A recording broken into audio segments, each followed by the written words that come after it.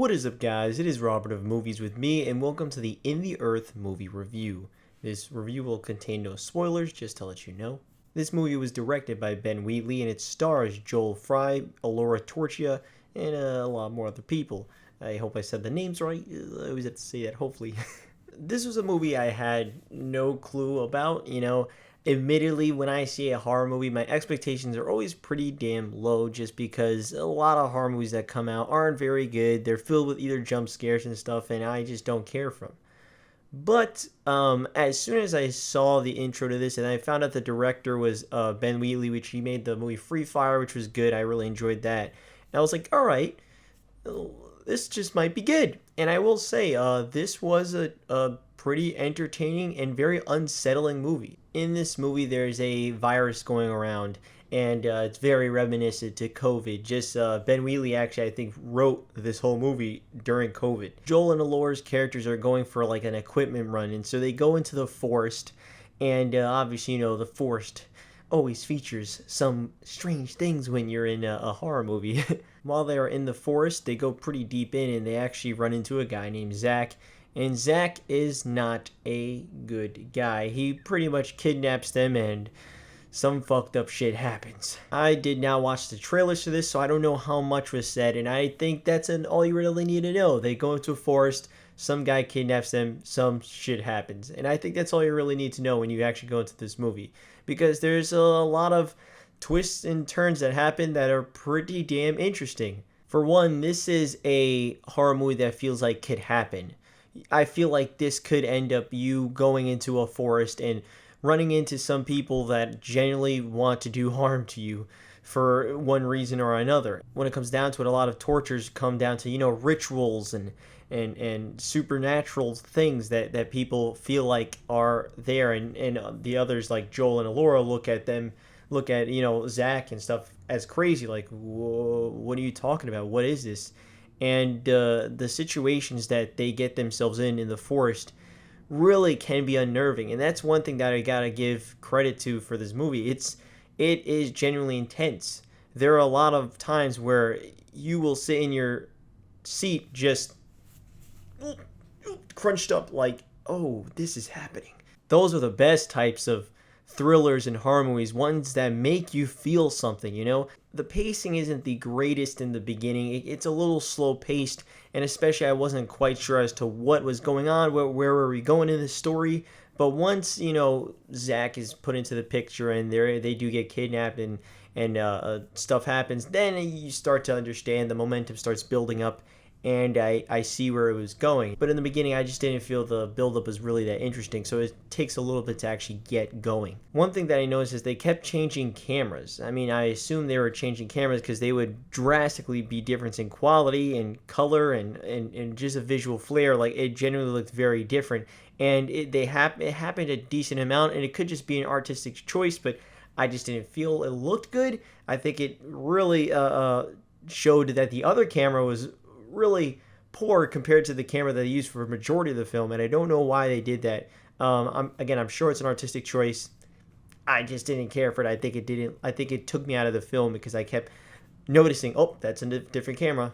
Oh, that's that different camera again. If you are squeamish, I probably would not recommend watching this movie because these characters do go through a lot, and it makes you feel bad for them, and man, they go through some painful stuff. When it comes to these films, a lot of times you feel like that these characters are just going to be fine, nothing's really going to quite happen to them, but these two characters do go through shit, and I really appreciate that. I appreciate that they put them through very dire situations, and they had to, try to get out of those situations, and it sets up for some really intense scenes. For a majority of the film, it's essentially 4 actors, and they all do a really damn good job, man. I mean, legit, they're really good with their range in terms of whether it be pain or just evil. They do a really good job at just being those characters and embodying those characters. They didn't even look like actors. They just felt like genuine characters or people that were stranded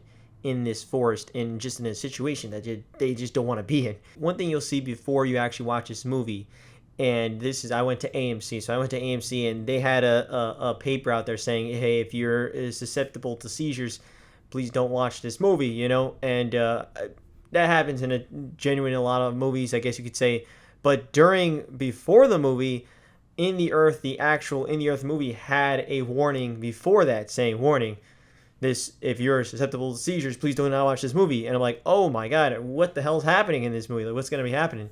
And that's because a large majority of this movie, at least towards the end, the third act, there's a heavy amount of flashing lights, and it's a little overbearing. I'm not susceptible to seizures, thankfully, but even for someone who isn't, it can be a little bit annoying to have constant flash. I mean, they do it for minutes at a time, just flashing,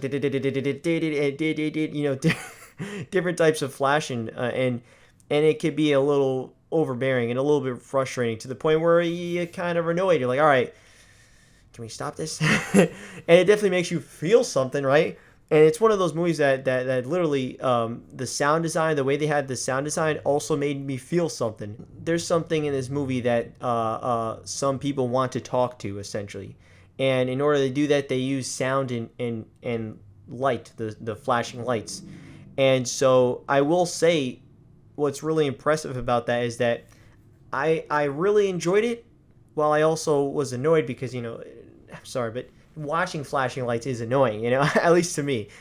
I don't mind it, but for so many minutes at a time, it starts to get to the point where like, all right, we're done. Mixing the sound with the flashing lights, it's almost like you're a part of the movie and you actually do truly feel something. By the end of the movie, I was like, I feel something in my mind. It might be a headache, I don't know, but I feel something, that's for sure. And it's interesting because especially the sound is very eerie. It's very unsettling, and especially when you get to these moments, you do feel some sort of way. And it's interesting, and I do think it's really interesting. And hey, I mean, I'd rather them do that than feel like they can't do that at all, So that's just another warning. If you do get seizures, definitely do not watch this movie. I think there's no chance. But overall, I'm going to give In the Earth a 7 out of 10. I thought it was a good movie. I enjoyed myself. I really did. It's a little slow at the start. It definitely is, and at some points I feel like I have no clue where this is going. I'm not too sure if I'm really that entertained. But once it does get going, yeah, it's pretty intense. Stuff like the flashing lights can be a little bit much, admittedly, but the sound design, the acting, the actual situations they go through, it's all pretty damn intense, I gotta say. And I think it's worth a watch. Like I said, it does take a while to get going, but when it does, it ends up being a good movie overall. Have you watched In the Earth? Did you like it? Did you not like it? Let me know down in the comments below, and I'll see you guys next time. Peace. Fighting toward a horde, ain't no avoiding. Fighting for my swarm a hornet. Blind, swarming high, sure will be soaring. If I find the odds, then my life is flawed. Want it so bad, got my claws out, gotta close it, trying to blow up like an explosive. Ain't aiming less than being one of the goals. I know I ain't supposed to boast.